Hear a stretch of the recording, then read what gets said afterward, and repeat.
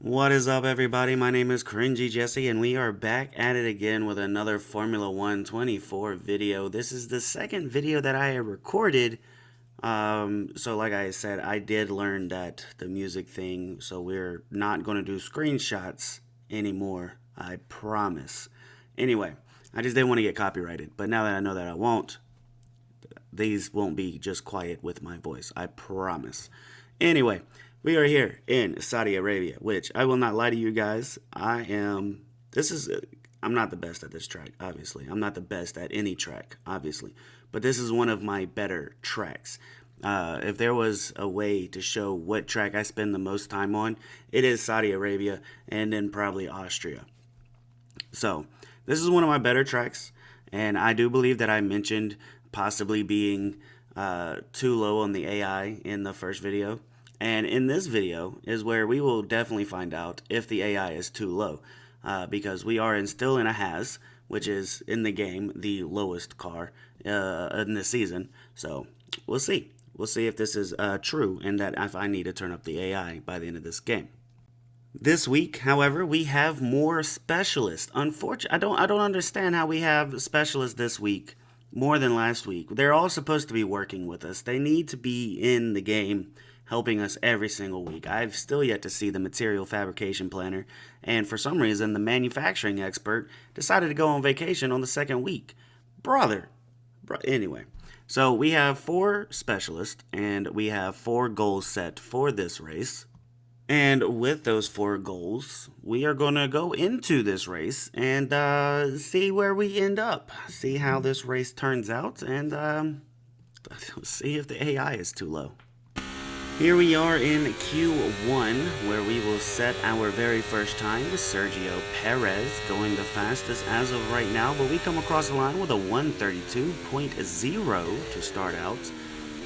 But to skip to the end of Q1, we are sitting P14.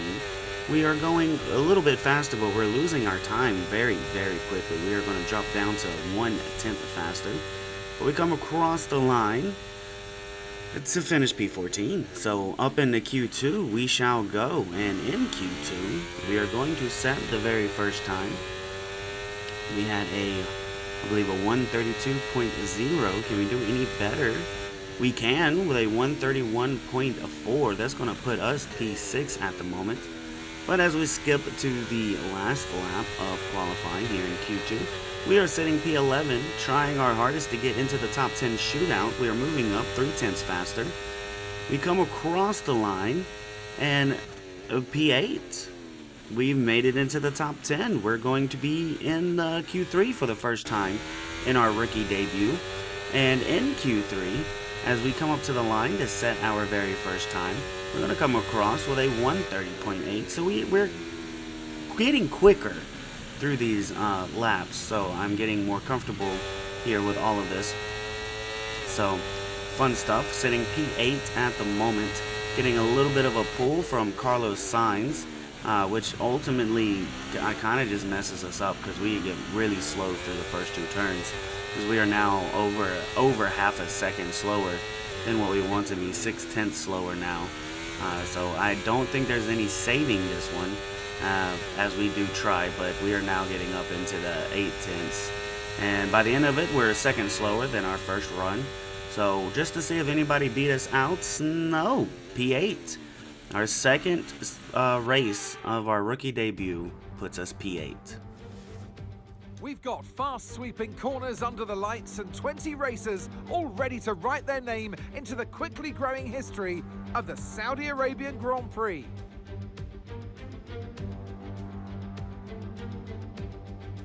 So let's take a look at the topographical map of the Jeddah street circuit. As you can see, a number of challenging corners for the drivers to master here. We'll see just how much the teams have benefited from their time spent in practice this weekend. And like many street circuits, this track has the potential to punish drivers that get it wrong. Let's hope we avoid any safety cars today. It's time to see how our drivers are stacking up after yesterday's exciting qualifying session. Sergio Perez will lead us away from pole position, and the smooth operator Carlos Sainz completes the front row. As we continue through the rest of the grid today, we have Russell, Verstappen, Leclerc, Hamilton, Norris, Jeddah, Fernando Alonso, Oscar Piastri, Joe, Stroll, Albon, Bottas, Tsunoda, Ocon, Gasly, Ricciardo, Sargent, and Kevin Magnussen fills the last spot on the grid. It's almost time for those 5 red lights to go out then. Let's see who can prevail today. And alongside me today, a man small in stature. Here we are in Jeddah, waiting for the 5 red lights to go away, and as we sit here impatiently, they finally go away and we get off a little bit squabbly as we try to avoid Norris. Didn't know exactly where he was going. Deep dive up the inside, but a little tap to Verstappen. That's not going to help us on the dive at all. Norris is going to retain P7. We're going to stay in P8, but we do have another special diving turn for us, and we're going to take P7 away from Norris as we look at the back end of Lewis Hamilton and Charles Leclerc as they are bumping into each other, trying to get positions. We're going to go around the outside of Charles Leclerc, and we're going to get in behind Lewis Hamilton here.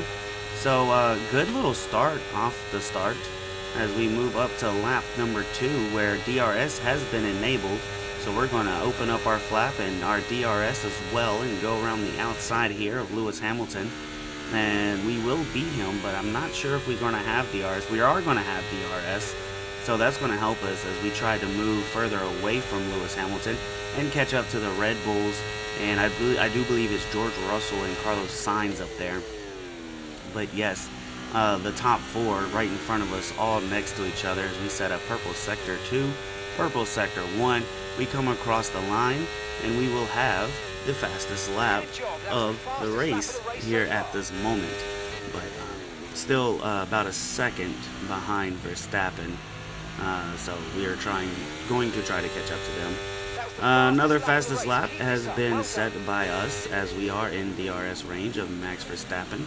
And Max Verstappen going a little slow, trying not to hit the back end of Russell, but we're going to take the inside there. We're going to use that to our advantage.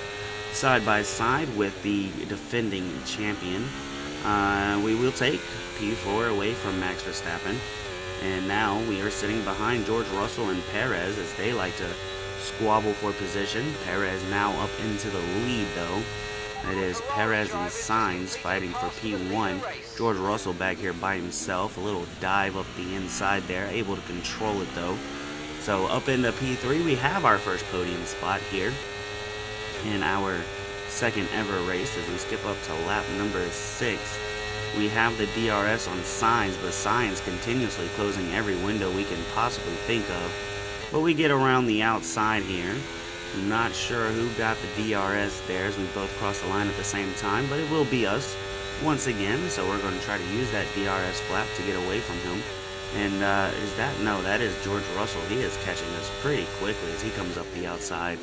And he's going to take P2 away from us. It's a little bit of a touch, a little bit into the wall, a little squabbly there. We're going to try to cut off Sainz, but it looks like Sainz had the better exit, which I don't blame him. We were just terrible there.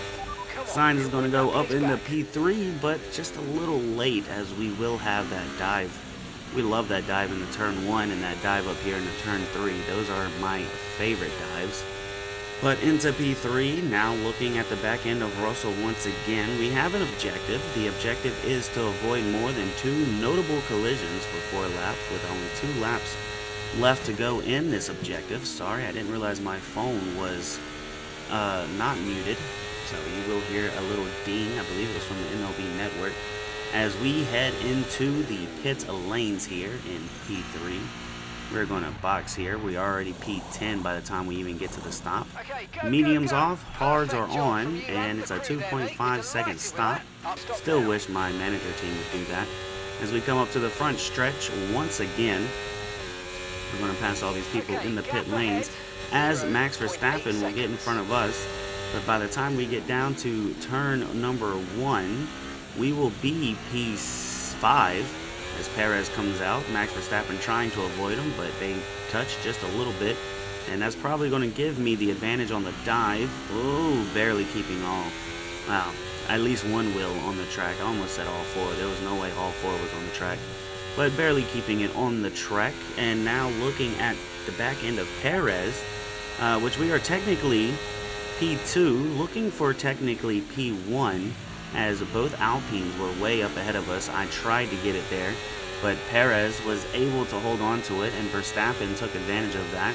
As we come to the end, I definitely hit that wall. I guess it wasn't a notable collision, but we do pass that objective, so that's good. And with one of the Alpines in the pit lanes, and now the other one in the pit lanes, that is going to put me back in my podium spot as I fight up the inside on Perez, get a little touched again on Verstappen, and that's going to keep me P3 once more.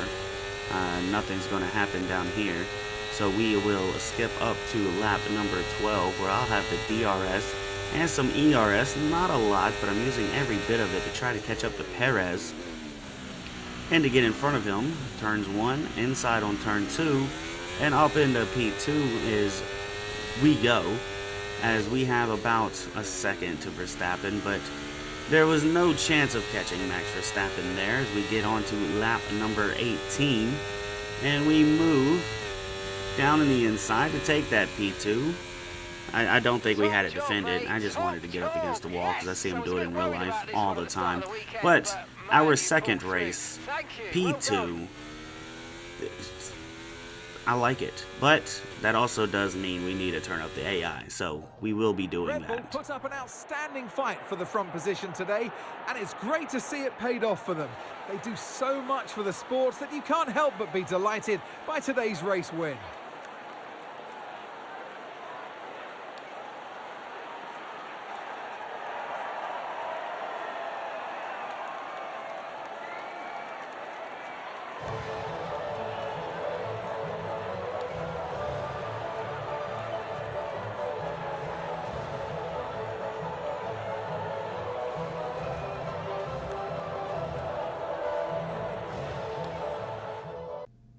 And that is the end of the Saudi Arabian Grand Prix here in Jeddah. It is us taking P2 here.